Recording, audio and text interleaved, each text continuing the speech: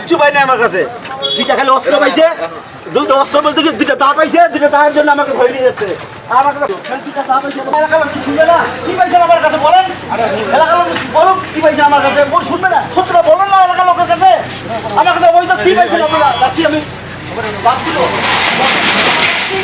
কিছু পাই নাই আমার কাছে, আমাকে অবৈধভাবে নিয়ে যাচ্ছে। পুরো কিছু আমার কাছে কিচ্ছু পাই নাই, পুরো কিছুটা পাই নাই আমার কাছে।